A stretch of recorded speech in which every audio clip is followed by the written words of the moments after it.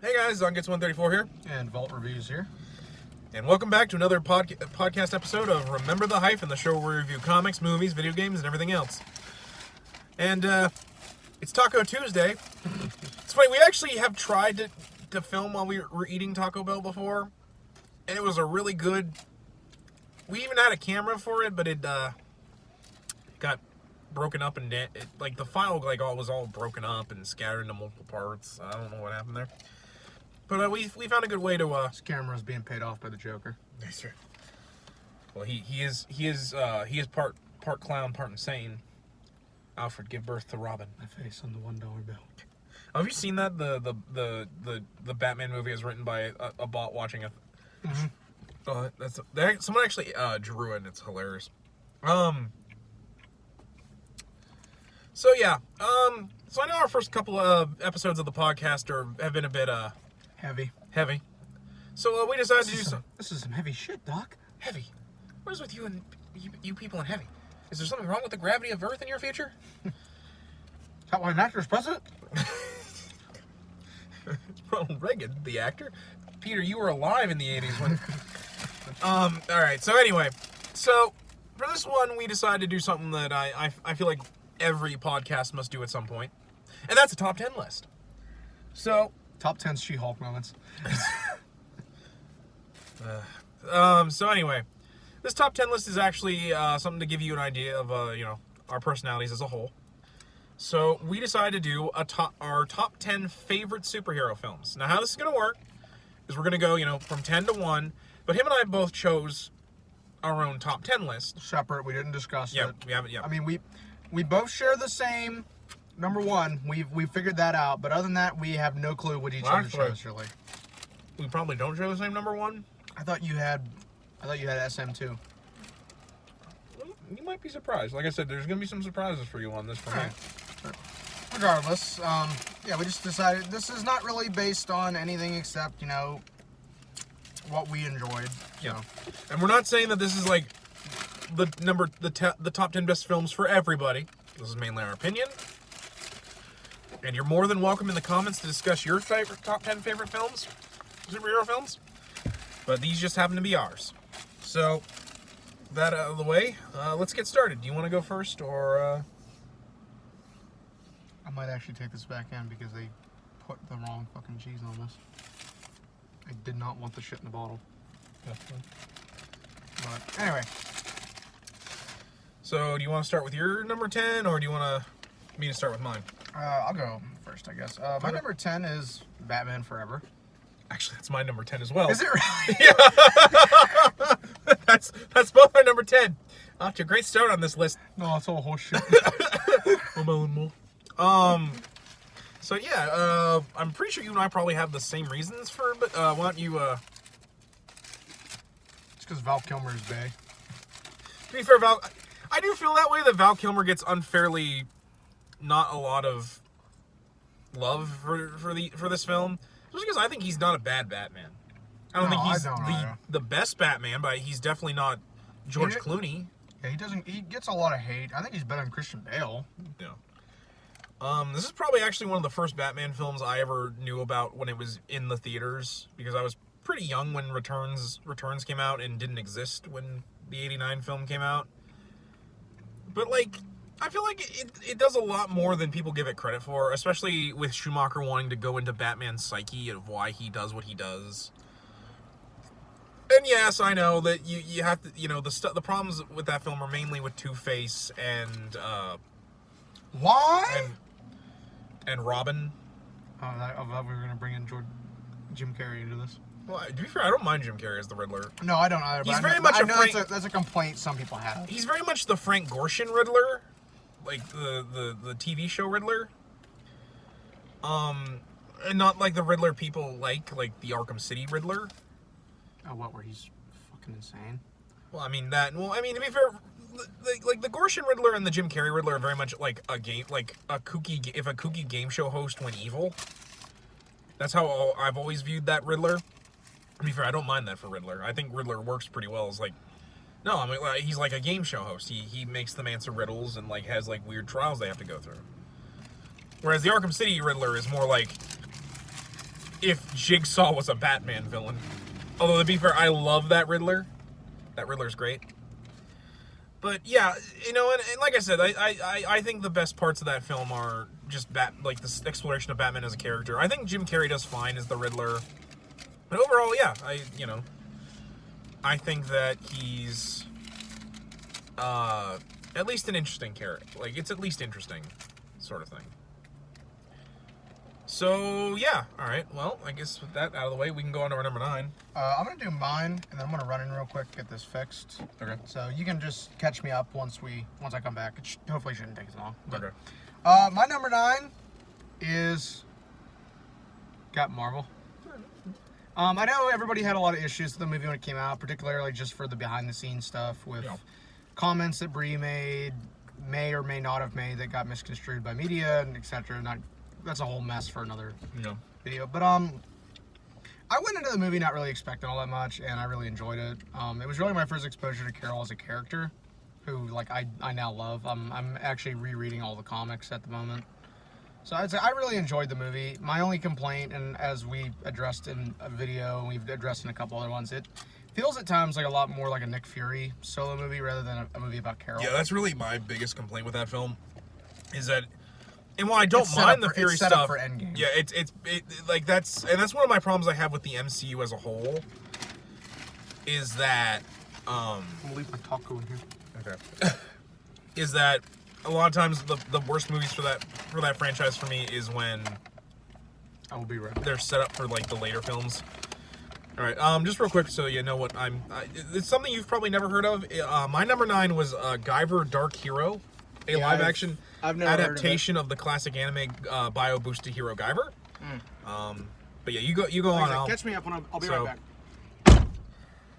So yeah, I'm sure a lot of people are familiar with the first Guyver film in that franchise, which was very much a comedy. Like, it had the guy from, I can't remember his name. He was from, like, a really popular sitcom. He talked, like, in Jive. He was in, like, I want to say he was in All in the Family. He was, like, the guy, like, the Dynamite guy from All in the Family. And, you know, it had Mark Hamill in it. But, like, that movie, well, it was very... It followed a lot of the lore and like the stuff about the Guyver unit and overall the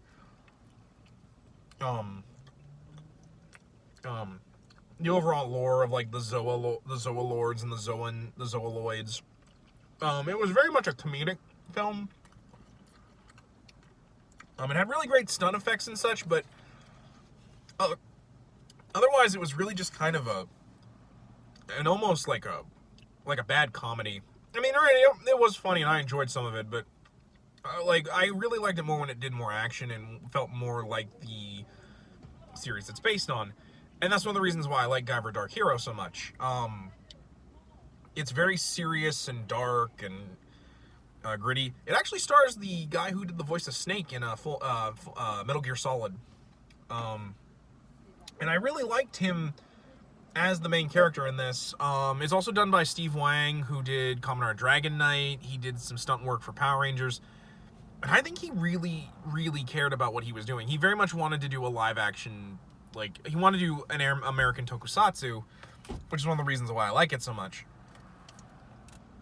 It also follows the story a lot more of Guyver.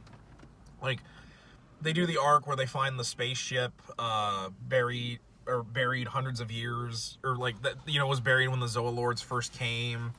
They have one of the Zoa Lords find one of the Guyver units, and granted, it's based on Guyver 3, not Guyver 2, but their design for the monster Guyver form is really, really cool, and I enjoyed it quite a lot. It also drops a lot of the really dumb characters, like for one, Mitsuki in the first film is really, really annoying. Just because she's just a damsel in distress and not nearly as interesting as the Mitsuki in the original anime. And not only that, the fact that they can't pronounce her name right is frustrating. But overall, I really like that film. My only real complaint is that while it does follow plot points, it's very much we mostly see the guy, like, both Guyver Unit 1 and Guyver Unit 2 fighting. There's mostly just fights and not nearly as much story until they find the spaceship. and I want to say they also they never find the Guyver extraction unit, which is necessary to remove Guyver units from people.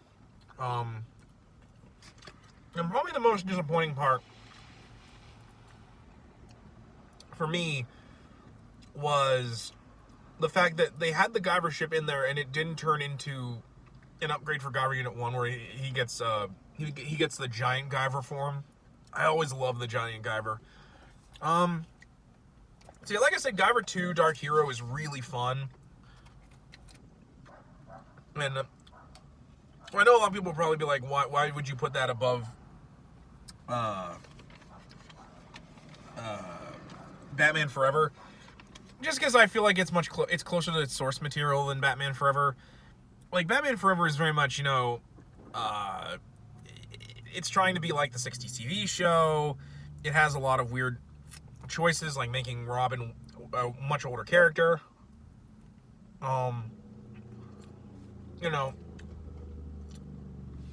So, like, I chose it just because I think it's more faithful to the manga it's trying to adapt. But I'm sure someone in the comments will tell me I'm dumb for not liking Guyver Dark Hero, but I really like it. And again, as someone who liked Kamen Rider Dragon Knight, I see a lot of his choreography, and his choreography is so good. It's stuff you don't see in more modern Toku stuff that comes over in America, sadly. But there was some kind of creamy albino sauce in there. That's what it was.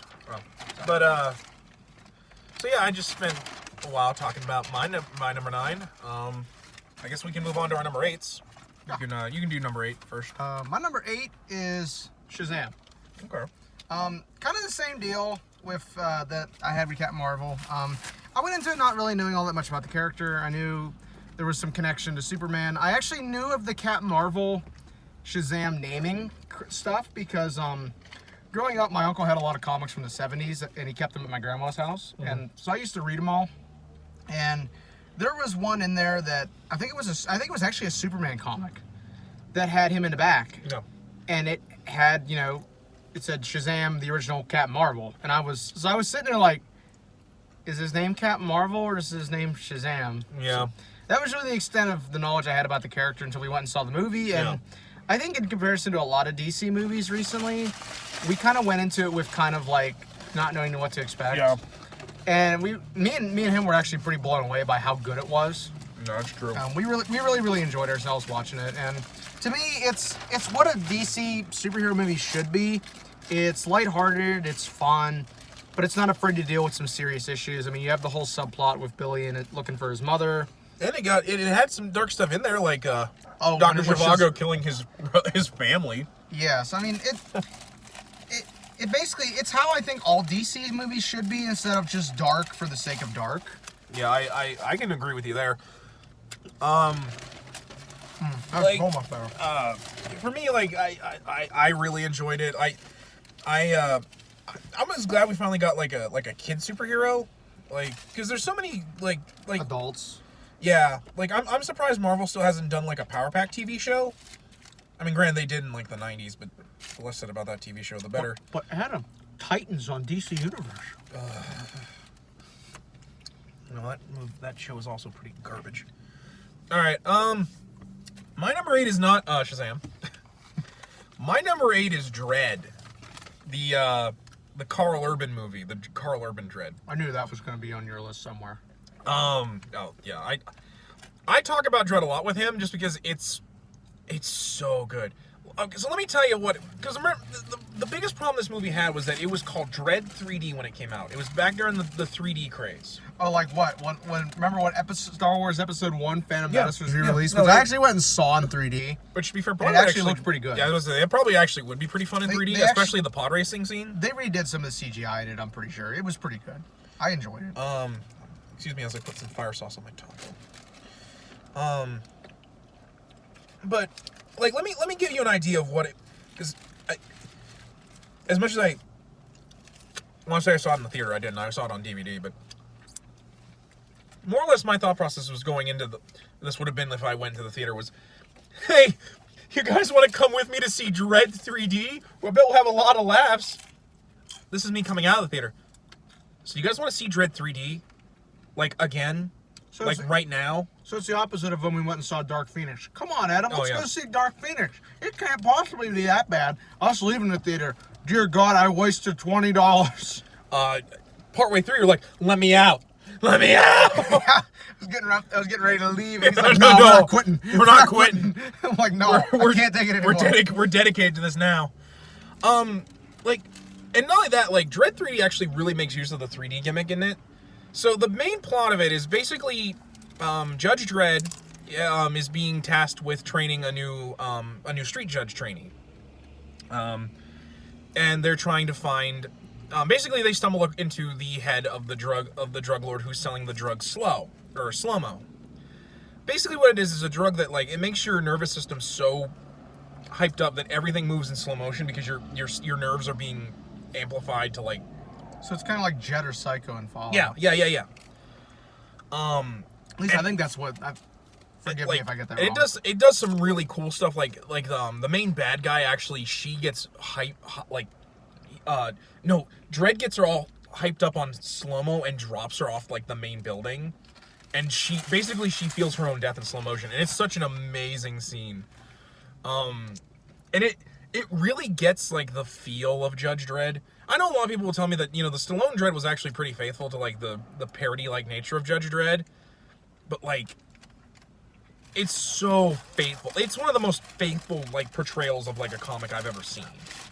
Like, the fact that, like, Carl Urban's like, nah, you didn't pay for my face. You paid to see Judge Dredd. I'm never taking this helmet off like he does.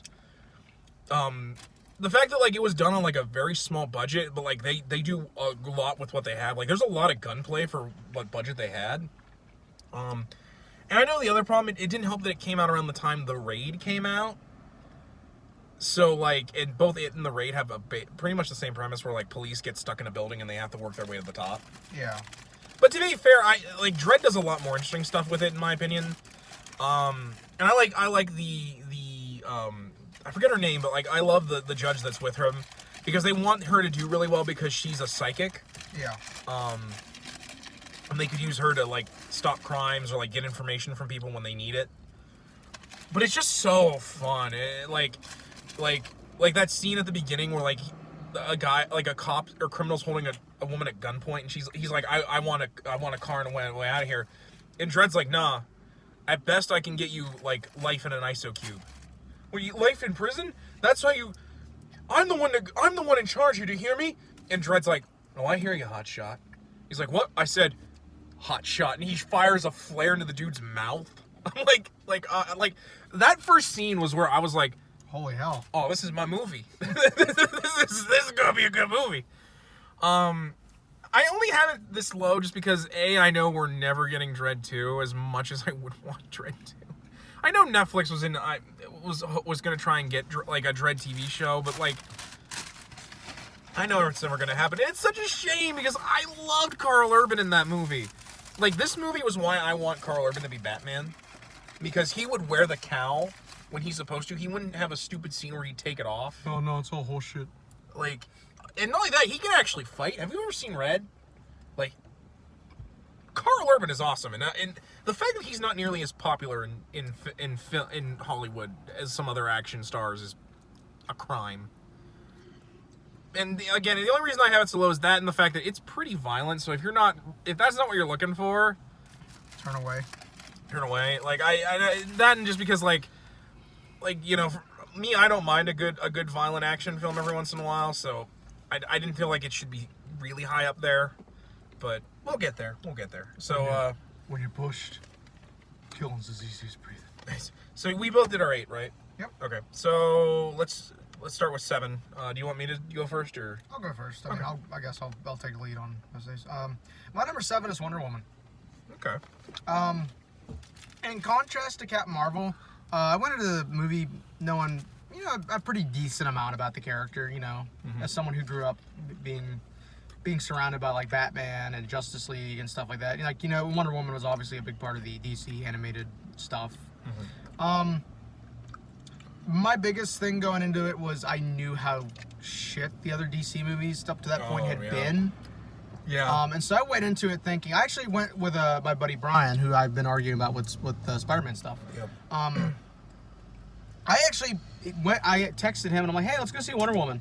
I don't have the money, man. I'm like, I'll pay for you. I don't care. Let's go. He's like, is it gonna be any good? I'm like, I'm paying for you to come see a movie. Yeah. Who cares? Now, it's one of those things where I'll be like, if you're paying, I don't really care if it's bad or not. Yeah, so I mean, we went and saw it, and we were both really blown away by how good it was. I really enjoy it. I mean, there's some historical inaccuracies in it, which, as a history major, obviously, is a bit frustrating at times. But for the most part, if you suspend your disbelief for a bit, it's a pretty good movie. I really like it. I think Gal as Diana is great. Great casting choice. You know, so like, she's definitely like. I wish they could have gotten a taller actress, but that's just because I want Wonder Woman to be like as tall as like Superman. Yeah, but that's just. But yeah, and I know that that's probably like a hard thing to do. So like, it's just a personal gripe with me, just because historically the Amazons were tall. Yeah, and like I said, I liked really all the characters in the movie. I thought the ending scene where Steve sacrifices himself was pretty. Like, I really liked it, you know, it was pretty touching, you know, the way the whole movie kind of drifted down near the end of it, but I really enjoy it. I know there are people that have criticism with it, you know, specifically the DC fans that are like, oh, it's not dark enough, it's not dark enough, as if the canceled Wonder Woman pilot wasn't a sign of how I showed you that pilot. How you can't do that. I showed him a review. Oh, that pilot is so garbo. Like, it's like, hey, you want to see it? You want to see Wonder Woman as Batman? No. Well, here you go. Oh, that pilot's so garbo. One of these days, we need to talk about pilots that were just garbo. Yeah. So. All right, my number 7 was the Batman '89. Was the Michael Keaton Batman film. Just because, honestly, it's one of the things that kind of helped get Batman out of the campiness that he had for a long time. Bam. I mean, I liked Adam West, but I do too. I mean, don't get me wrong. I love 60s Batman. But like, the Batman I like is kind of a mixture of the two, or like the animated series. Then this, in my opinion, was a lot closer. Also, because especially since Returns is not on my list. Returns is divisive for me. Sometimes I like Returns, sometimes I don't. It just depends on how much I really want to care for the Tim Burtonisms that are in that movie. Yeah. Which is someone who's not a big Tim Burton fan. Yeah. Which, you know, and I like stuff from him. Like, I love Nightmare Before Christmas, Beetlejuice, Edward Scissorhands to an extent. I mean, it has Vincent Price in it. Like, you tell me there's a movie with Vincent Price in it, I'll watch it. All those movies you just listed I don't like. 13 Ghosts of Scooby-Doo. Without Vincent Price, that show would be garbage.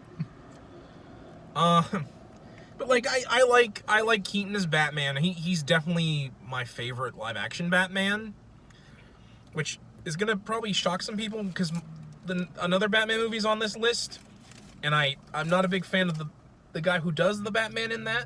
I already know what it is. But you know, but Keaton's Batman, like, I like just because he doesn't need to tell you everything that's on his mind. You can see it on his face and just his acting, like what his thought process is. Like that scene where like he drops the flowers on the spot where his parents were murdered. Like he doesn't like there's no breaking into tears. Like it's just a quiet, like he's somber. He's thinking about how like this is where I was born. You know, like the night Bruce Wayne died, Batman was born. You know, and like sometimes it's just a cop who places his gun around a little boy's shoulders. Well, enough. That's not a movie that's on my top 10 either. No, I'm aware that's not on your top 10 because I know how much you hate it. It might be on my top 10 worst, which we may have to do a top 10 worst. Just spoiler, it's not on my top 10 either. Just saying, it's not mine. I went and saw that in the theater. And of course, you know, Jack Nicholson as the Joker is... Oh my god, Jack's performance is great. Oh, I love Jack Nicholson in that movie. Eckhart, think about the future.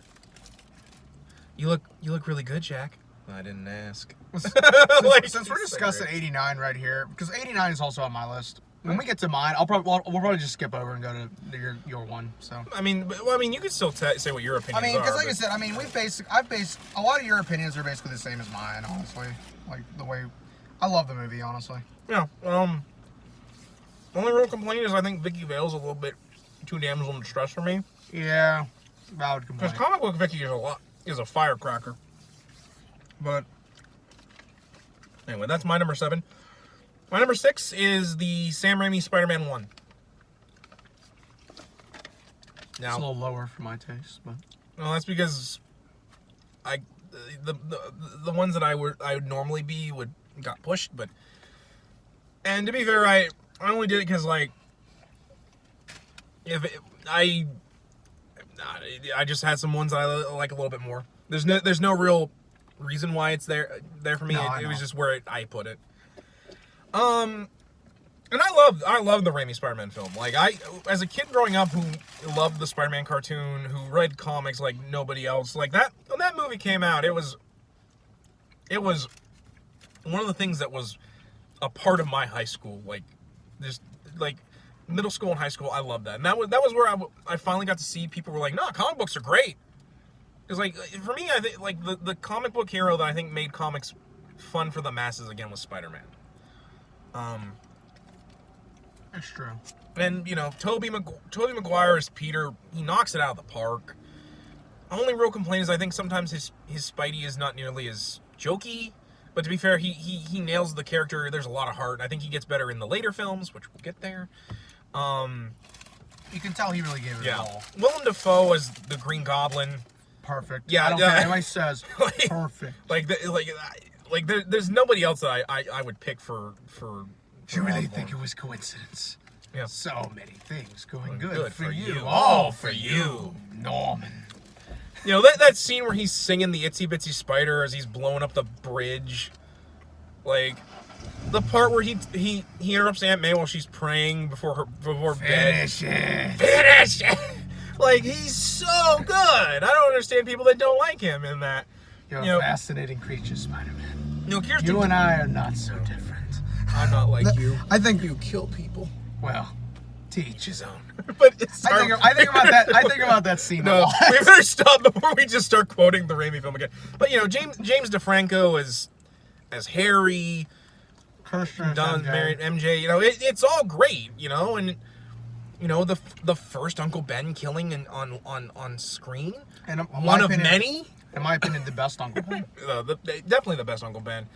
I mean, to be fair though, Just because you can beat him up doesn't Yeah. mean you should. Oh no, like Uncle Ben in that movie is basically Stan Lee in flesh for me, like, and Sorry, Uncle Ben, but I can be Spider-Man no more. that's a different movie, but That's a different movie altogether. But yeah, like I guess my only real complaints for if I were to say anything, the CG is not aged very well, and Macy Gray. Yeah, I mean, Those are really the only problems I have. take with it from the film. someone who has the movie in Blu-ray. The CG for the most part holds up pretty well, but there are some spots where it's like, oh God, no. Then the Amazing Spider-Mannequin. Stop. Don't you dare bring that into this. Was I the one that told you that was a mannequin? Or did No, you know I right? read it on Tumblr. Okay. I can't remember if I I told brought you. it up to you because I asked. Yeah, if no, you and I'm knew. like, oh yeah, no, yeah. So yeah, what's your number 6? Yeah, we're My busting this top 10 really fast. My number 6 is Logan. Okay. You know, as someone growing up, I wasn't really a big X-Men guy. I liked Wolverine. I liked Jean Grey. That was really, really about it. Yeah. I went and saw this movie after not really having cared for the last couple X-Men movies. You know, I hadn't even gone to see. I hadn't bothered to see most of like the Wolverine Origins and then the Wolverine First Class. I'd seen Age. You made the right is it choice. Age of Apocalypse? Yeah. I went and saw Age of Apocalypse. You made the right choice not seeing X-Men Origins Wolverine. No, everything I've heard has told me Like I'm my best good friend at that. my best friend drugged me to see that, and after we got out, I'm like, why did we see this, Matt? It's like us with Dark Phoenix. But no, yeah. Anyway, I went into this movie thinking, knowing it was Hugh Jackman's last outing as Wolverine. which in my opinion he's pretty synonymous with the character at this point. And I went into it thinking, man, this is gonna be, you know, if it's okay. I'd seen the reviews were good for it, which was hopeful, you know. And then I went and watched it. I'm gonna be honest, man. The end of that movie just destroyed me. Oh yeah, that movie is sad. I left that theater crying, honestly, because it was so well acted. You know, it was a great final chapter for that version of the character, in my opinion. Yeah. You know, I loved, like, Hugh knocks it out of the park in that. I can't remember Laura's actress's name, forgive me, but she was great in it. I love Laura in this movie. My only real complaint is I wish they could have had her older, but like I get it. Like you want to do a younger kid, but and as someone who knows of Old Man Logan, the thing this movie is based on, it's so refreshing that, like, in my opinion, I'm glad it doesn't take place in the Marvel universe, because that's one of my problems with Old Man Logan, is it focuses way too much on, like, what happened to the rest of the Marvel universe in that world. Like, you have the Hulk and his sons basically being, like, Alabama hicks that run, like, the East Coast. And, like, they're inbreeding. And, like, it's really gross and weird. Yeah. And, like, Mysterio as the president. Yeah, but this movie was really my introduction to X-23. I had watched X-Men Evolution, which you've told me you've never seen, which I was surprised Well, to be fair, I didn't have WB Kids when that was airing. Which, I mean, it's a good cartoon. Granted, I haven't watched it in probably a decade and a half now. Yeah. But, well, and it's hard to find anymore. Yeah, you can only buy it on you can really only buy it on DVD. Yeah. And I know with the second season, I think you have to buy individual DVDs because they never released a complete series set. And a lot of that I think has to deal with the fact that Warner Brothers and Disney had to fight over the rights for that cartoon.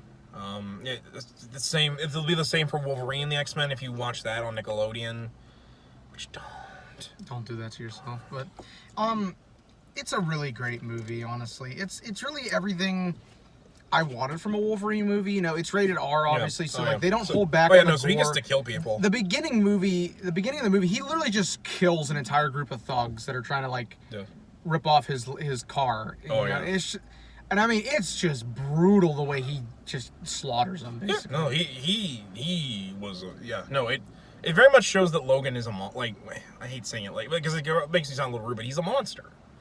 You know, he's the best at what he does. He's basically a wild animal. Yeah, he's the best at the best there is at what he does. And what he does isn't very nice. I pretty much agree with you, because, like, it's and then not only that, it's also kind of a last hurrah for I can't think of his name. Picard in Star Trek. Patrick Stewart. Yeah, Patrick Stewart is Professor X. And which, again, he knocks it out of the park. Especially because Patrick Stewart. You expect it. Especially because he's doing, like, an ailing, like, dementia-rattled Professor Xavier, who's, like, you know, at the end of his life. He can barely control his powers anymore. Yeah, like, he's clearly falling apart. And I mean, for me, I like the fact that, like, because, like, in the original comic, I think he's only in it for a little bit and then he dies. I like it more here where Logan has to deal with that. Where Wolverine has to deal with, like, one of the few men that he respects is now dying and is not the man he is anymore. You know, that would be hard. And I think one of the touching things was the scene where, you know, basically they're pretending to all be a family, you know, and Xavier's just like, you know, he's like, he tells Logan basically that he thinks of him like a son and he's proud of him. Yeah. Like that's a very touching moment. Yeah, you could tell that there was some genuine emotion in that. Like, especially like that really hard scene where Wolverine has to help Professor Xavier use the bathroom. That part, I was like, wow, that's actually, like, because I know, like, in some ways it's kind of played a little bit comedic. I was like, oh, it's a, you know, like, but, like, at the same time, it's really hard to watch because that's a real thing some people go through. Yeah. With their loved ones towards the end of their lives, and it's just.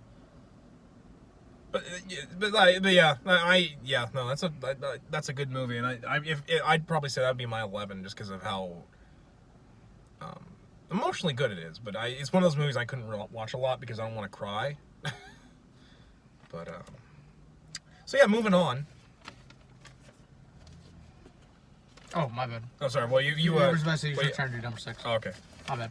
All right, so we're doing number 5 now. Lost my spot for a minute. But I didn't know if you were like, oh, No, I pretty much said all I have to say about it. I actually just bought Logan again Steelbook the other day at work, and it's a very, very beautiful Steelbook. And it was only $15 too. Yeah, it's very, very beautiful Which is weird, inside. 'cause usually Steelbooks are really expensive. The artwork on the front's very nice. When you open it up, the inside cover behind the little ad for, you get the digital. It's a drawing of Laura holding Logan's dog tag.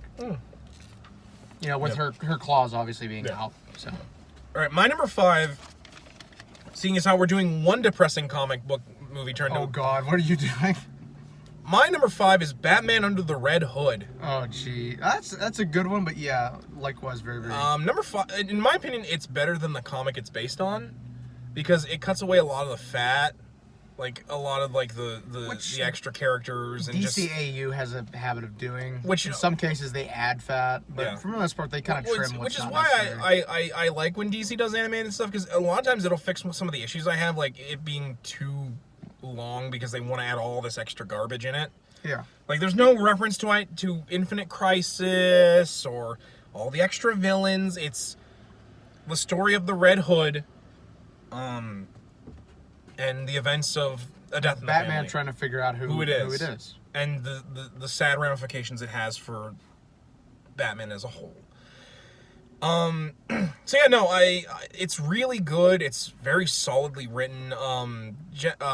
Jensen Ackles is Red Hood. He should be a live-action Red Hood. I know he wants to be. He is amazing now as Red Hood. Now that Supernatural is going to wrap up, I'm really hoping if they decide to do a Red Hood movie, they peg him, because I know he's been very vocal about how much he loves Batman. He loves the character, and how he would be. He actually has a prop of a Red Hood that he's worn before. He's done it for a Halloween costume. I'm pretty sure he's really great. He gets the character. The character, like that scene where he does the dialogue where Jason's like, Bruce, I'm not doing it. I'm not mad at you because you didn't save me. I forgave you for that. But why? Why the hell did you let him live? I'm not asking you to kill Hart Dent or the Penguin, just him, because he took me away from you. It's a very heart-wrenching. No, and it does some stuff like at the end where it shows Jason's first night on the job as Robin. And he's like, this is the best day of my life. And I'm like, it's so heartbreaking. And I mean, this is coming from someone who, as growing up as a kid, I knew of Jason. I didn't really care for him. Granted, we're not there where we were growing up. I don't know if the Red Hood stuff was... Red Hood didn't become a thing until the 2005. Yeah, so by the time, around 2002, that obviously wasn't a thing. Yeah. So really the only information that there was of Jason that I knew about was that he was Robin for a bit. Then he died. And Joker killed him. That was really it. And also it's kind of similar to the Gwen Stacy stuff in the Ultimate Spider-Man Guide, the DK one. The only reason I have it at 5 is just because of the fact that they couldn't get some of the DC regulars to do the voicing in this. I forget who the Batman is. He's the guy who does. He's the Young Justice Batman. They couldn't get Kevin Conroy. Neil Patrick Harris as Nightwing is not bad, but it's kind of weird. But then again, Nightwing's only in it for a few minutes, and he doesn't really do much. The guy who does Bender is the voice of the Joker, and he's actually really good as the Joker in that. That scene where he's, it shows him beating up big man. I said no. Yeah, that scene where he's beating Robin with the crowbar, and he's like, "Now, which do you think is better, A or B? Regular or back of the hand?" Or in that scene, it's just disturbingly. Oh no, he has some great scenes. It's perfect joke. That scene where he kills all of Black Mask's thugs by shattering his glass of water and slitting that dude's throat and then kill him. He's like, I'm gonna need some guys, not these ones though. These ones are dead. I need some new guys. The scene where he's like, you gotta give a credit to the kid. He came all the way back from the dead to make this happen. So everybody got a camera. First we'll take a picture of you, me, and the kid. Then just me and the kid. And then a picture of the crowbar. If you say one more thing, I'm going to put a bullet in your lap before I put one in your head. Party pooper. No cake for you. It's very... No, it's exactly how the Joker should be. Yeah, it's probably one of the few films where I'm like, oh yeah, no, this movie wouldn't have been... Movie's great with Black Mask in it. I have a lot of issues with Black Mask as a character, but overall, it's for me, it's a solid film, and like I said, It's a great film. It has a lot of dark overtones, and for me, it's like probably one of the best dark Batman animated things. I actually think it's better than like their adaptation of The Dark Knight Returns. But that's it's surely better than The Killing Joke. That's better than Year One. Like, as someone whose favorite Batman story, one of my favorite Batman stories is Batman Year One. You were disappointed with the movie, weren't you? Oh, yeah, immensely so. Mostly just because, again, like, if you're gonna do these really big, get Kevin Conroy for Batman. Like that's one of the few saving graces he's Killing busy, Joke has. just delay it. Yeah, just delay it until you can get Kevin Conroy, because like that's the Batman I want to hear, or at least get the guy that's in this. Like, are we good? No, it's anything but good. But just basically his version of "Nah, man, I'm pretty fucking far from okay." And of course, my favorite line in the movie: "Given the recent events, Master Bruce, would you like me to take down Jason's memorial?" "No, Alfred. This doesn't change anything." That breaks my heart every time I see it when he tells him not to take, because Jason is still gone in a way. But anyway, you want to do your number 4 first? You mean number 5? Oh, yeah, that's right. You haven't done number 5 yet. My bad. No, that's fine. I forgot. My number 5 is the original Superman movie. Okay. With Reeves, Christopher Reeves. Yep. I've never really been a big Superman fan. I'm more a fan of Supergirl, Kara. But this movie is something I really place up on this list because it's not only is it an enjoyable film, it really is a very key film to superhero films in general. Oh yeah, this is like the first one. Because this thing made so much money back in the day. And, the special effects back then were so good for the time, and oh yeah, there's been a lot of times where people try to do the flying Superman thing and it doesn't look right. It looks too stiff. Keanu Reeves really spent some time. Not Keanu Reeves, Christopher Reeves. My bad. I always get those two confused. I don't know why. Reeves, just names similar. But Chris really put some time and effort into trying to make it look realistic, and it really pays off. Like, Margaret Kidder as Lois is great. Yeah. Love her performance. She really nails who Lois is as a character. I was so bad that after this movie, she's only known for her mental breakdown that she had. Which is a shame, which is too bad. Which is actually like... Is she still alive or did she pass away? I can't remember. I think she probably passed. I know she, like after she did get help and she did a lot better and she's like, I'm actually an advocate for mental health. It's like there's some behind the scenes stuff I read during the research for my dissertation where they didn't really use her character ever again because she was vocal about some things that were critical regarding the movie. Like, I think it was like she was critical of them changing directors or something, and that's why she got director basically was like, "No, you're out." Yeah, that's why she got kicked out of Superman 3. That's why she only is in like the very beginning. But then she came back for 4 because people were like, "No, you got to get her back." Yeah, which is a shame because she doesn't do a lot. The damage at that point was already done. Yeah, and she doesn't do much in 4. But yeah, no, I less said about Superman 4, the better. Yeah, Otisburg. Stop. We're not talking about. Fun fact: Otisburg actually exists in the DC universe. It's one of the 5 boroughs in Gotham City. Huh. Yeah, there's they actually reference it in the Arkham games. Huh. But yeah, if you the official map of Gotham City, there's actually a place called Otisburg. But yeah, that's basically, like I said, it's a great movie. It's a great movie. Like, it really nails a lot of the Superman mythos pretty well. That was back when a time when Marlon Brando still gave a crap. Yeah. Well, you gotta remember, this is right off of. I want to say this came out. Well, I want to say shortly after Godfather. Yeah, it was shortly after Godfather. I'm trying to remember if they filmed this before or after he went to the Philippines to film Apocalypse Now. Probably before. So as someone who loves Apocalypse Now, I really love Marlon Brando's performance in that too. I think that's his crowning moment. But you're an errand boy sent by grocery clerks. He does well in this movie too. Oh no, Brando's a great actor. As much as I know in life he didn't consider himself to be. Well, and to be fair, there were times where he kind of. But even when he phoned it in, he was pretty good. He was pretty good. Better than a normal person. What's your feeling on Lex Luthor in this movie? That's like really my only complaint is I don't like Lex in this movie whatsoever. It's too much of a diversion from the Lex I know, it's more of DCAU. That's how the character really was. The problem is the Lex Luthor we get is the Lex Luthor from the 70s where he was just a kooky mad scientist. Yeah, that's my point. Is that as someone watching it with someone who's really only familiar with the animated stuff DC puts out, this one is like a total departure. Modern Donald Trump Lex Luthor didn't become a thing until the 80s. And yes, he is based on Trump. The original story where they introduced that Lex was the design for the issue was based on Donald Trump, The Art of the Deal. I'm not making like references. I'm just saying that he was based on Trump. It's facts. Hell, both of them are president. Yeah, I can't really deny with that, especially because Superman was like the first superhero film. Like, I mean, yeah, you had the film serials and stuff back in the 50s. 60s Batman the movie. Yeah. Well, some days you just can't get rid of the bomb. But yeah, no, I can pretty much agree with you on that. My only real complaint is the part where Superman reverses time. Yeah, by flying around the Earth backwards. Makes no sense. But I mean, to be fair, that's you know, they were like, you could, you know, they wanted to show how powerful he was, and like he wasn't gonna let Lois's death happen, sort of thing. But yeah, no, I can definitely agree with you on that one. That's a solid pick. So I did number 5 first. Why don't you do number 4 first? Okay, my number 4, since we already discussed it really in length, is 1989 Batman. No, that's like we said, solid film. Yep. So good stuff. We already pretty much discussed a lot of it in length. I don't really have anything else to add, so let's move on to your number 1. My number 4 is The Dark Knight. Which is surprising because, let me tell you, this man does not like Christian Bale Batman. He does not like Nolan films. Well, I mean, I liked Inception. For good reason. I'm talking the Nolan Batman movies. Yeah.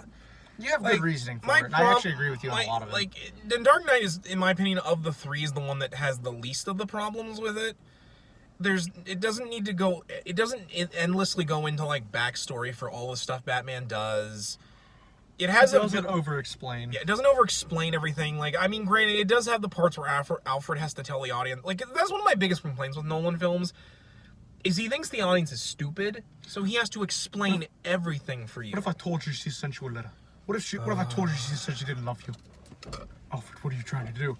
Yeah. How do you mean you don't know what he's trying to do? Not like that, this is probably the best that this Alfred is, because, like, come the 3rd film, they completely ruin Alfred.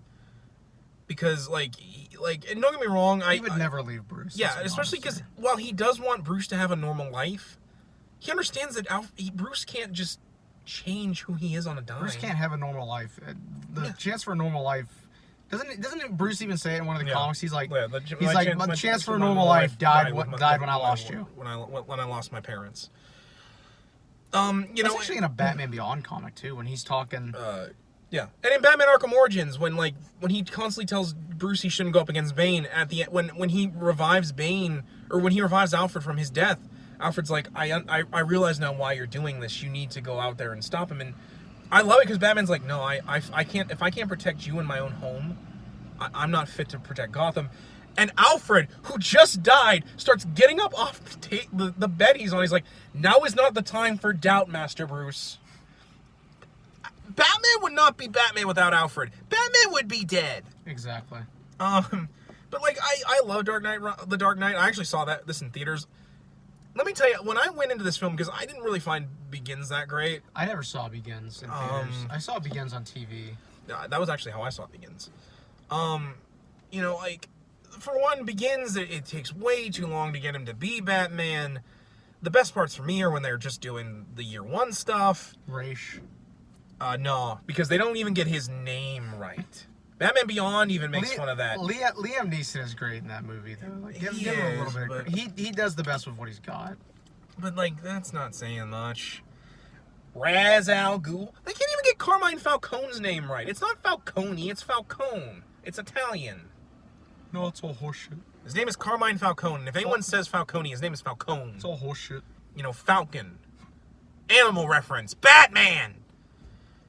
But again, so when I went into Dark Knight, I was one of those people who saw Heath Ledger, and I'm like, who? You got some nobody for the Joker? You got the guy from The Knight's Tale? The guy who's in The Patriot? The guy from Brokeback Mountain? But like, so basically, your expectations were really what a lot of people's were. Yeah. You basically didn't think it was gonna be that great. And then even when he came in, he's like, ha ha ha, ho ho ho, and I thought my jokes were bad. Like, I thought it was like, oh, are we gonna make him like not funny? Are you trying like? And then he does the pencil. And I'm like, oh, I take everything back. Funny. This guy's a psychopath. Funny story about that pencil scene.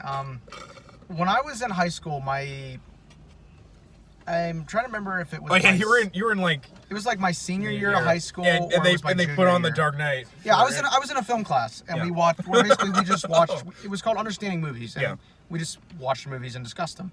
Well, we watched Dark Knight, which I'd actually seen it once prior because my aunt had it, but I didn't remember a lot about it. And I certainly didn't remember this scene. I think I was in the bathroom at that point, but no, he did that thing with the pencil, where he comes in, he's like, anybody want to see a magic trick? And he just puts it in the table, and I'm like, the hell? Yeah, and then that guy rushes him. Oh, it's not there anymore. It's gone. And I literally started laughing in the class, like loud as hell, because I thought it was the funniest thing I've seen in a while. So you probably got some looks. I looked around, and I'm the only one laughing. I'm like, just like, oh, okay. I mean, I thought no one else finds it was funny in a dark sort of way. I thought it was hysterical. Like that in the scene where like he's blowing up the hospital and he's. Which is actually unscripted. Yeah, he's just doing because that was a discontinued candy factory, and they only had one take. Because they actually rigged it all with real explosives. They had one take. So if it failed, like something failed in it, they were, and so like it delayed it. It was delayed. Like they didn't get the timing right. So like when he actually is like at the explosion. That's because he didn't know it was going to go off right then. Like, legitimately, he did not know that the explosion was going to happen. It's very similar to the, like, little step back that Jack Nicholson does in 89. Oh, yeah, when it's like, you want to get nuts? Come on! Let's get nuts. Which, if you watch that, Jack even takes a step back, and he's like, whoa, we're just making a movie here, man. Chill. Yeah, no. And he's dressed like the Joker. The Joker would probably be like, I'm the one supposed to be the psycho. Over here, like... But like, and that's what the Dark Knight stuff is really good. Like the stuff with this, it also has the best Two-Face on camera. Yeah. I can't remember the actor's name who does that. He knocks it out of the park. No, he's great as Two-Face. It's about what's fair. If you're good at something, never do it. And the best part of that film, they kill off Rachel. Who I didn't care for in the first film either. And it's a different actress because Katie Holmes couldn't get out of the house. Different actress, but she's still annoying in that movie. And I made Katie Holmes jokes, but I'm like, look, I'm glad she and Tom Cruise aren't together anymore because she deserved a lot better than him. Well, then I'm just glad in general Tom Cruise stopped the Scientology kick, or at least doesn't seem he as... He supposedly isn't on it anymore. Yes, he supposedly is not he's... As just batshit with it. Yeah. But I there's so much good scenes in that movie, like the chase scene with the trucks and the bat pod. The scene Come on, hit me. Yeah, come on. Hit me! I mean, and I have a lot of issues with Bale's portrayal of Batman. It's not as bad in 2. We make a lot of jokes at work that it's basically Christian Bale Batman is like a meme almost. Yeah. Why can't we do what you do? Why are we not like you? I'm not wearing hockey pants. Where's the trigger? Where's the detonator? Where's the detonator? Swear to me. It's like...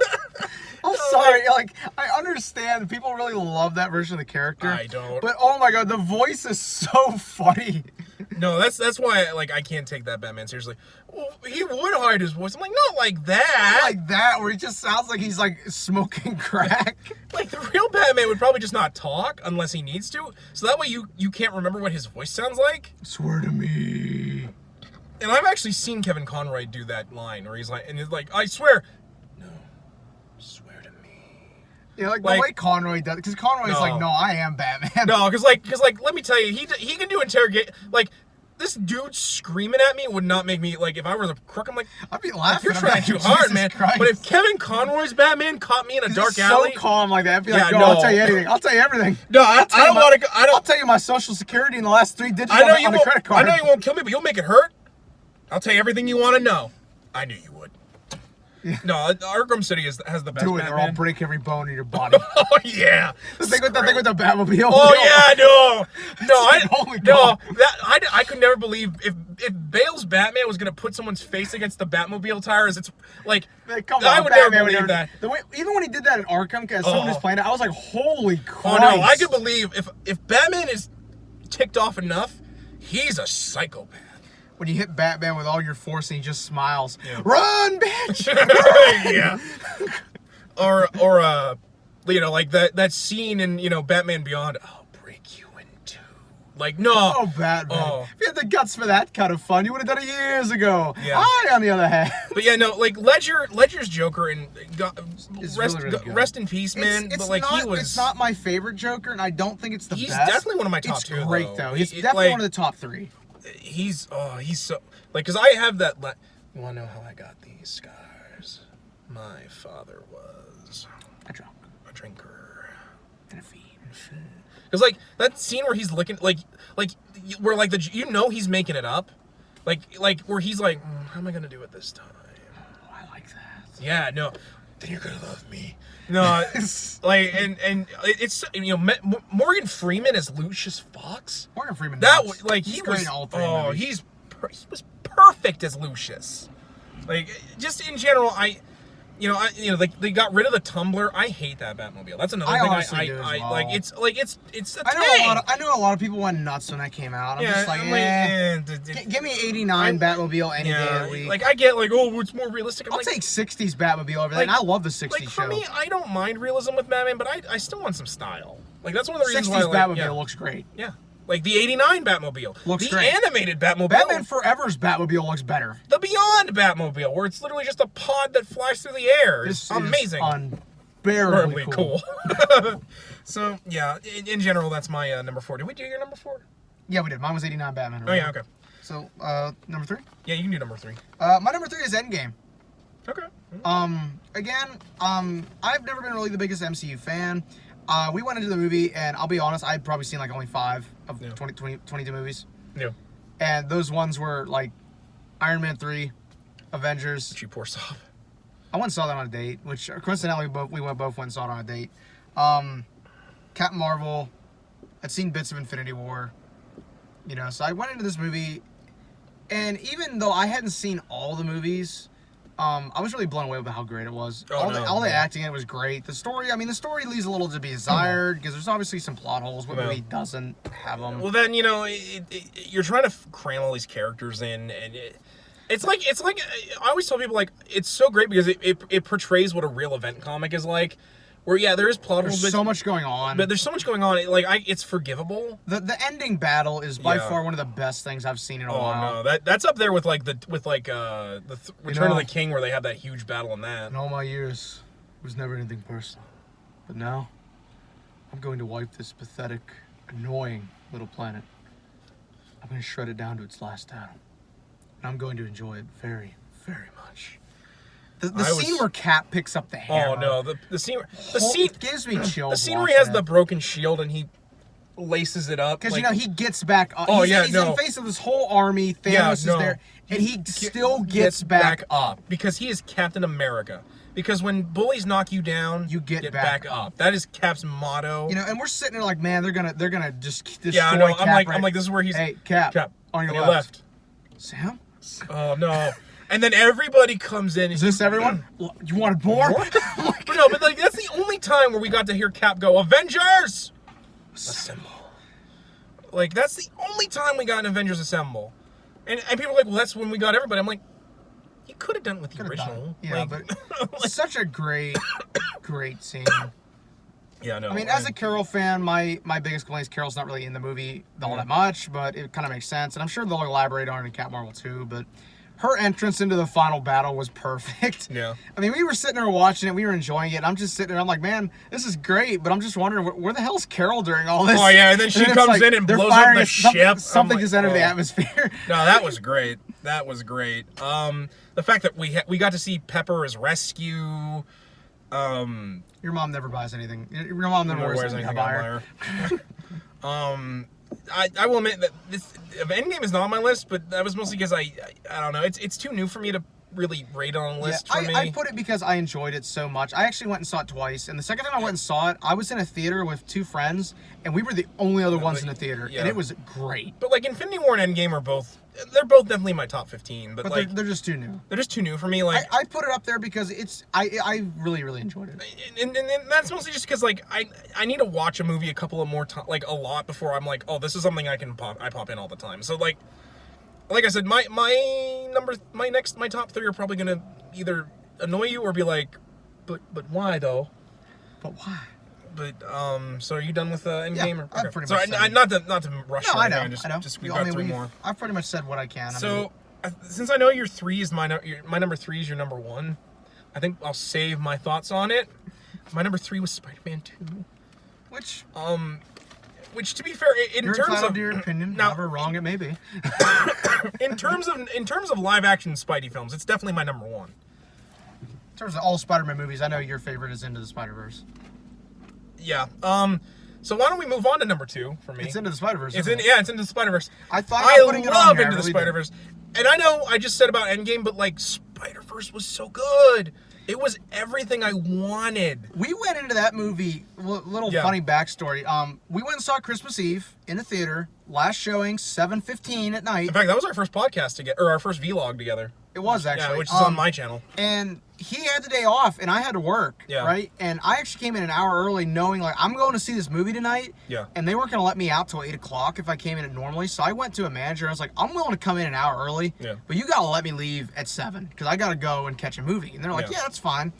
Well, 7 o'clock rolls around, and they want me to keep doing stuff. And it just got to a point where the only reason I got to get out was because a coworker of ours flipped out on a manager. And she basically was like, "You guys can go home." So I went and slammed the clock out. Yeah, I know. You're like, get to the doors. I'll meet you there. Jumped in. I'm like, punch it, Chewie. And I sure hope that old man got the tractor beam out of commission. It's gonna be a real short trip. Okay, hit it. But like, blew away all of our expectations. As someone who wasn't really a fan of Miles Morales when I first went into it, same, honestly. Like it made me fall in love with the character. The craftsmanship of that movie. All the references. Yeah, all the references. All the Raimi references made me a happy man. Like the fact that it got like everything right. The fact that you could have Spider-Man or Spider-Ham in a film and he could actually have emotional scenes. That's the hardest part about this job, Miles. You can't save her. That was Spider-Ham! A cartoon pig said that line! And I teared up over Spider-Ham! You dare finish that sentence. Don't you finish it! I'm sick of it! I'm tired of it! Which just shows how jaded he is at that point. Like, it's almost really, really heartbreaking because because like he's been so beat down by everything. Especially because the Peter Parker Spider-Man of Miles' universe is dead. Well, no, but it has everything right. He had everything right. He saved the city. He got the girl. He got a not so good popsicle. I mean, TGI looked worse. TGI Spideys. Oh, that was Peter B. But it's so solid. And then you see B, and it's like it's more comic because it's so heartbreaking. Aunt May is dead. Him and Mary Jane are separated. Are going through a separation.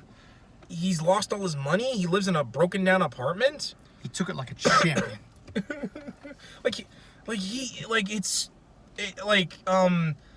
For you, they should fill this whole place with bread. I am and then there's Gwen in the background just going no.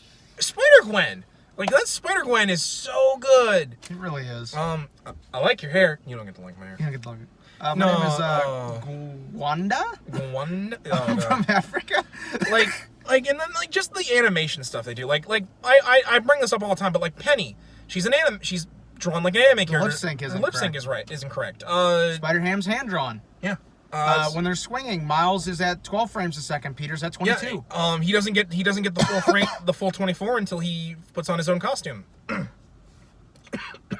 The text boxes when he thinks, like the thought balloons and the text boxes. Female Doc Ock. Female Doc Ock. Oh, great! It's Liv. No, only my friends call me Liv. My enemies call me Doc Ock. Oh. Do you know how painful it would be to have every cell in your body an atom disintegrate? I wonder what that's gonna feel like as I watch it. It's so good. Hey. Peter, you gotta go home, man. What if I can't do it? What if I mess up again? Dude, you won't. Got it. It's a leap of faith. Not bad, kid. Oh, I love that scene where he just lets go. The end scene where he goes and he's at MJ's house, and just the way MJ's expression just lights up because she's like, "Oh, you finally decided to quit being decided to get your shit together, did you?" And if you look at him in that scene, he's lost weight. He's clean. He took care of himself first. You can actually see him losing weight throughout that film, implying that because he loses the sweatpants. Well, not only that, but like he's using his superpowers more, and it's burning up the extra energy because he's clearly not been crime fighting as much. So like his Spider-Man metabolism is burning the calories away. And we go from Peter B being like I'll sacrifice myself. Yeah. I ain't got nothing left. I ain't got nothing left to like Miles being the one who he's like I want to have a kid. I want to have Spider-Man one of those. die again. I want to have one of those. Wow, that's. I'm so proud of you. Oh yeah, no. Do I want kids? No. Oh. Which if we don't get Mayday Parker or Annie Parker in the next Spider-Verse movie, I'm gonna riot. Just saying. So you fight for Spider-Verse because I'll buy everything. I'll buy everything Spider-Verse. We'll support it ourselves. Yeah, very well. But I will have to do it myself. Like, we have an Infinity Gauntlet. We can make. Yeah, this I'll work. bring it in. We'll transform this into the van. We'll do it. We'll do it. But yeah, that's my number 2. Like I said, it's everything I wanted. The fact that it was able to dethrone for me Spider-Man 2 is like the best Spider-Man film ever made should say something, because I love Spider-Man 2. And if I didn't include all sorts of superhero stuff, it probably still would be number. It would. I know. Prior to Spider-Verse, we talked about it. We both agreed Spider-Man 2 was the best. Yeah, no, Spider-Man 2.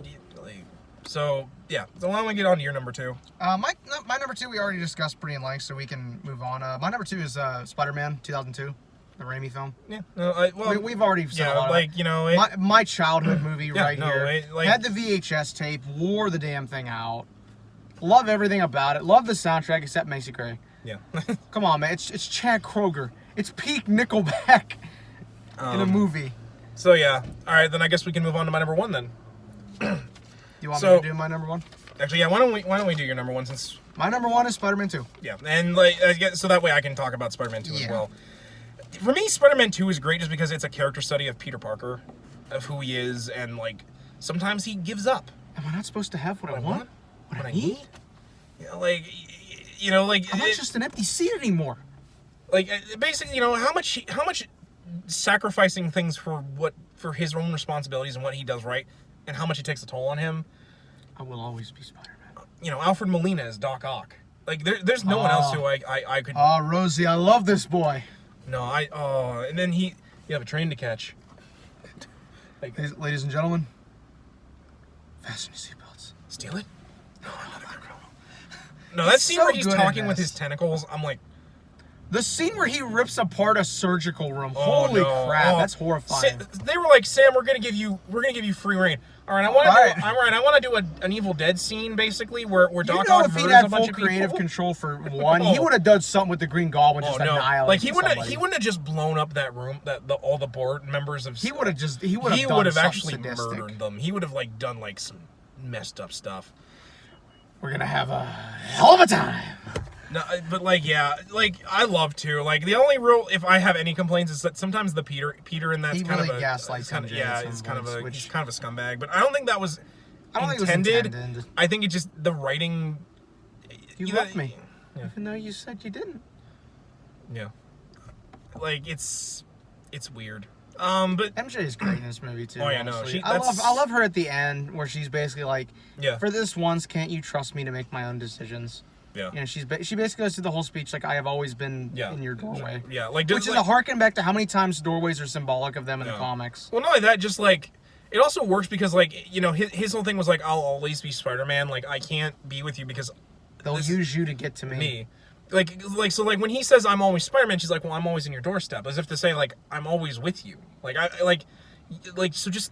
And if one thing, there's so much symbology in Spider-Man 2, especially with MJ and Peter's relationship, because the film opens and ends with MJ looking at Peter in a different way. Yeah. The beginning is obviously a billboard of her looking down at Peter, Peter looking at her. Something he wants to be with her. He loves her. And he but at the same time, he's like. And the end movie is that she's watching him.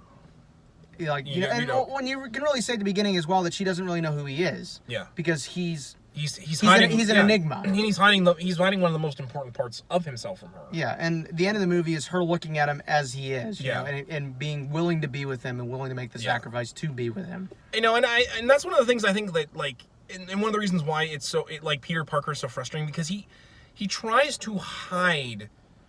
Maybe not hide, but he tries to run from the things that makes him happy because he's afraid that he'll lose it. and learning to accept that you have to live with like the fact that sometimes you'll have loss, like that sometimes you just have to accept that. Like, you know, it's one of the reasons why I like the story Spider-Man: A Death in the Family, where the Green Goblin's like, I'll kill people, like I'll tell people who you are, and he's like, I realized I have to live with the fact that you know who I am. I'll kill myself. Do it. I ain't gonna mourn for you. You know, like, because like we're learning that like I have to live with the fact that like I could lose things because I know I can get back up. That's one of the reasons why I like Spider-Verse, because like he's like, I always get back up. Like that's who Spider-Man is. There's 2 parts of Spider-Man 2 we haven't talked about that are very, very important as well. Oh yeah. Pizza time.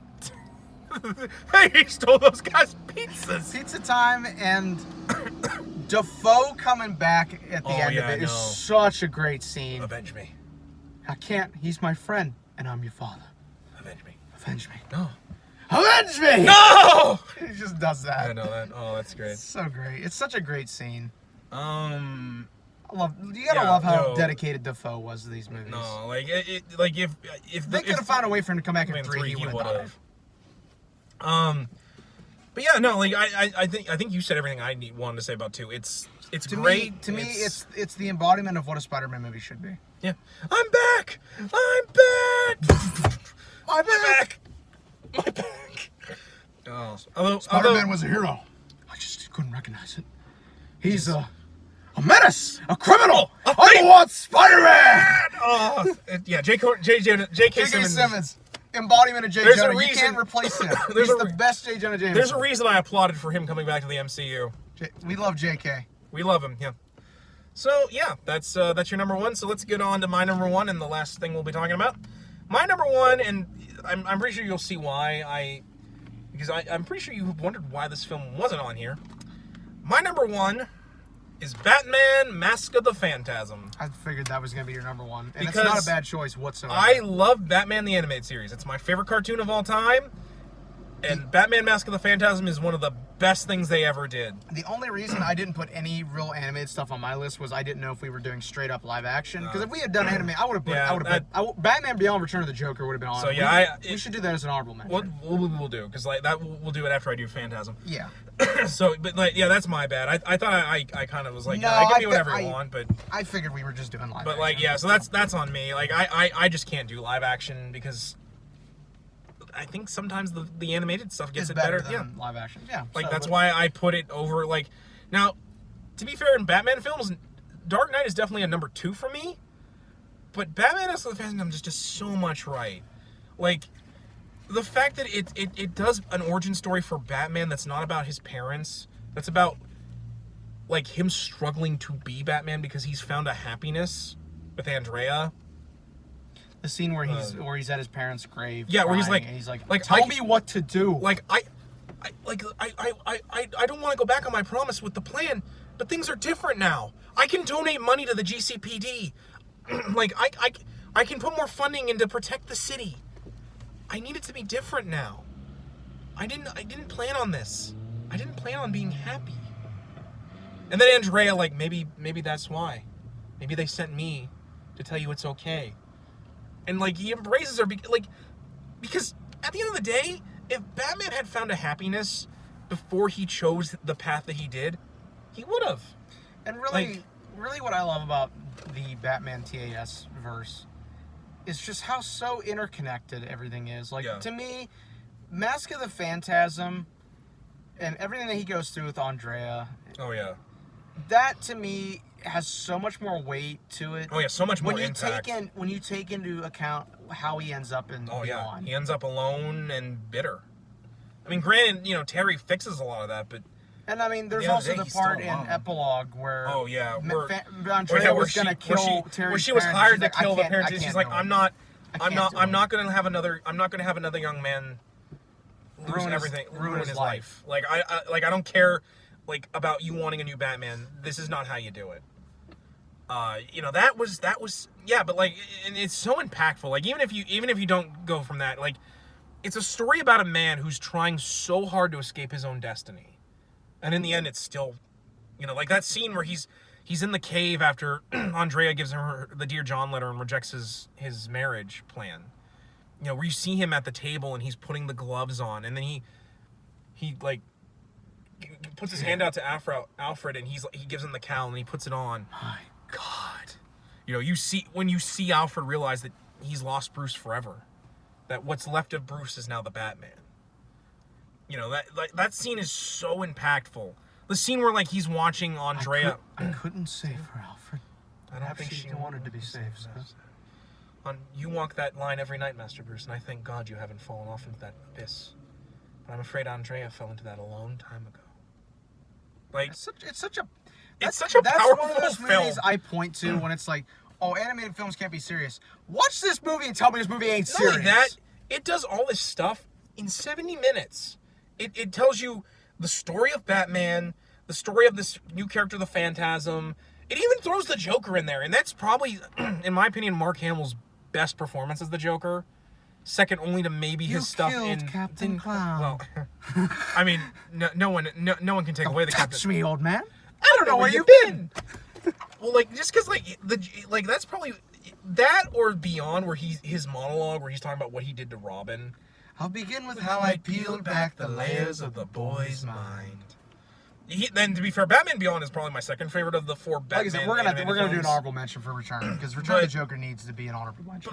But like it's so powerful. Like you know, and there's so much great artwork with it. Like how the world of tomorrow is used to, like, you know, when you see it like for the first time, it's this bright, hopeful future. You know, and then when you see it at the end, it's broken down and rotting. You know, in a lot of ways, it's a representation of Batman's Bruce's life. future at one point. Yeah. You know, the stuff with Joker where he's like, wrongo, I've seen the guy. He looks like a mix of he looks like the ghost of Christmas future. Like, you know, and like that scene where he kills Carl the Weezer Valestra, and like he's like, oh, you're not Batman. But too bad, fair. No one's gonna know who you are because your head's gonna be all over town. Not to say of your spleen and intestines.